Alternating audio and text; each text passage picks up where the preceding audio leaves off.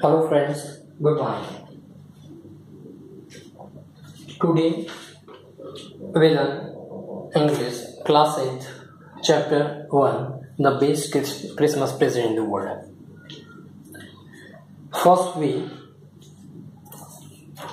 see the characters of the chapter. Author यहाँ पे Michael मर्पेगो है, जिम मैकफर्सन ब्रिटिश सोल्जर है, Hans Wolf German soldier, and the fourth character is Connie. She was the wife of Mr. Jim McPherson. In this story, first we see the introduction of this chapter, the best Christmas present in the world. Touching story, it is written by the author Michael Morpego. Soldiers in the enemy camp want peace and harmony. Here, the British soldier Mr. Jim McPherson and German soldier Hans Wolf were the leader of their armies. They wish to celebrate the Christmas party and play together. So this chapter's name is The Best Christmas Present in the World. This chapter is written on the First World War in 1914-1915. Now, start the lesson. Narrator went to a junk shop into Bridport looking for a roll of desk. इस chapter में ये बताया कि writer खुद एक junk shop में जाते हैं. जंक शॉप दैट मीन एक कबाड़ी का शॉप जहाँ पे सारे जो जुनी पुरानी चीजें मिलती है उसको हम कबाड़ी की शॉप बोलते हैं, जंक शॉप बोलते हैं. राइटर वहां पे एक डेस्क को देखता है और उसका जो टॉप पार्ट है वो पूरा जल गया हुआ होता है और जिसकी वजह से वो पूरा ऊपर का रोल टॉप खराब है. बट वो चीप है, इसकी वजह से उससे कोई चीप उसको वस्तु नजर नहीं आई, इसलिए फिर डेस्क को बाय कर घर पे लेके आते हैं. The narrator found it cheaper than other he had seen. He bought the desk and repaired before the Christmas. He took out the damaged cover. यानी कि इस डेस्क को वो खरीद लेते हैं और घर पे लेके आते हैं और बिफोर द क्रिसमस क्रिसमस के अगले दिन इस डेस्क को खुद रिपेयर करने बैठ जाते हैं. He observed that water and fire took toll. He opened the drawer easily, but for the last one he had to apply force. यानी वो जो डेस्क है उसका जो फर्स्ट और सेकंड ड्रॉवर इजीली ओपन हो जाते हैं, पर जो लास्ट ड्रॉवर था वो एक जाम हो गया था, जिसकी वजह से एक मुक्का मार के उस थर्ड वाले ड्रॉवर को ओपन करते हैं. He found the tin box in the last drawer. He had found the letter from the tin box.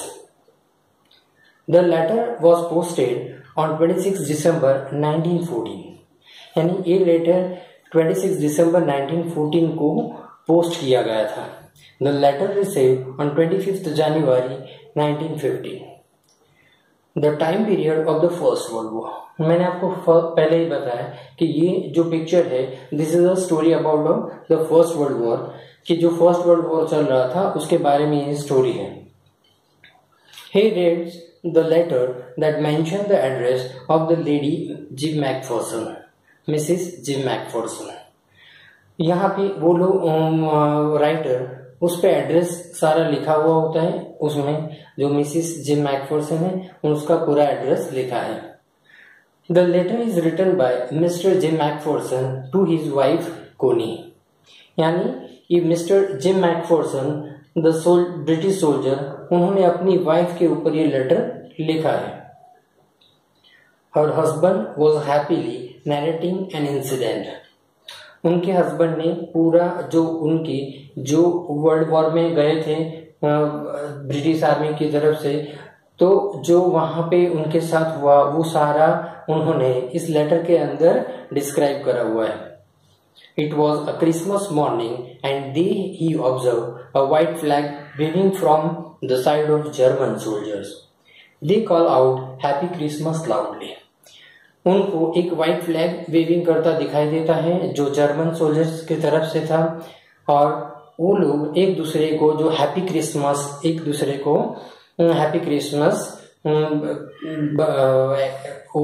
Christmas का टाइम था इसलिए एक दूसरे को अभिवादन कर रहे थे.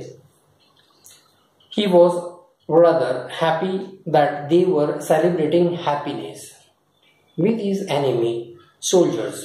He further added that they liked the way the German officer came towards him and introduced him. German officer उनके सामने आता है और अपने आप को इंट्रोड्यूस करता है. He wished him happy Christmas and told him that I am a German soldier's Hans Wolf. अपना इंट्रोडक्शन देता है कि वो खुद उस जर्मन सोल्जर्स का, उनकी ट्रूप का वो हेड लीडर है, और वो अपने आप को अपनी स्टोरी बताता है. He should play the cello in the orchestra. यानी वो बता रहे हैं कि वो आर्मी के अंदर ज्वाइन हुए उसके पहले वो क्या करते थे, तो एक सेलो प्लेयर थे. यहाँ पे हमने मीनिंग में बताया cello, that mean a musical instrument.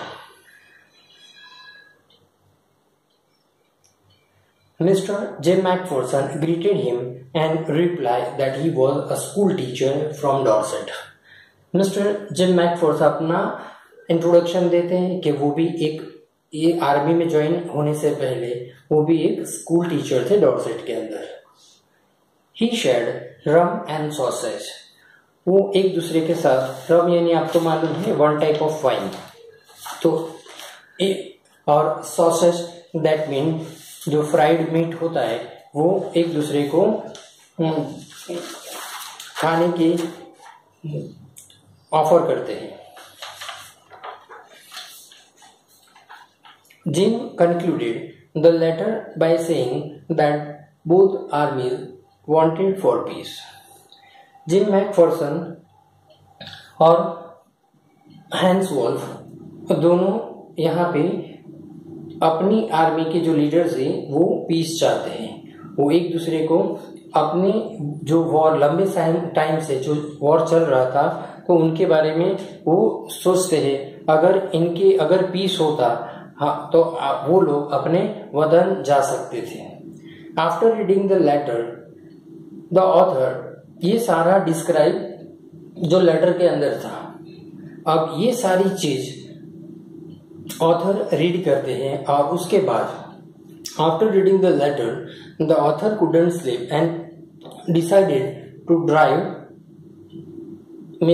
Mrs Jim Macpherson.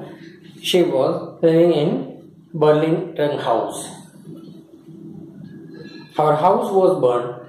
She used candles instead of electricity, considering it to be cheap. She was in nursing home named Burlington House on the Dorchester Road. He was an old lady sitting in wheelchair. जब author वहां पे जाते हैं Burlington house में, वहां पे एक lady होती है जो व्हील चेयर के अंदर बैठी हुई है. She folded hand in her lap, और उसके दोनों हाथ अपने लैप यानी कि अपने गोद के अंदर रखे हुए हैं. हर हेड वॉज फोल्डेड इन अ विस्पी बन, और उन्होंने अपने उसकी जो वाइफ है उसने अपने बालों का एक बन बनाया है, फोल्ड करा है. The visitor wished her Merry Christmas, Connie, and gave her the tin box. यहाँ पे मिसिस जिम मैकफर्सन को मिलते हैं और उनको ये जो टिफिन बॉक्स है, टिन बॉक्स, उसको मिसिस जिम मैकफर्सन को देते हैं. He described her how he discovered that. Writer खुद डिस्क्राइब करना चाहते थे उनको ये कैसे मिला वो सब कुछ, but she paid no heed to all these conversation, rather she was smiling. कुछ मिसिस जिम मैकफर्सन ने ये सारा कुछ नहीं सुना, उनकी कुछ बातें नहीं सुनी और सुने बिना ही उनकी तरफ स्माइल करा. She was forward with the tearful I. he mistook him for her husband Jim. वो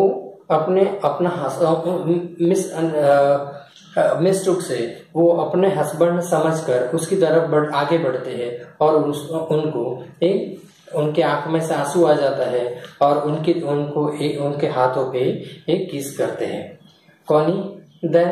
The Connie was now 101 years old. Okay friends, ये एकदम सिंपल चैप्टर है कि जो फर्स्ट वर्ल्ड वॉर के बारे में जो सोल्जर ब्रिटिश आर्मी और जर्मन आर्मी एक दूसरे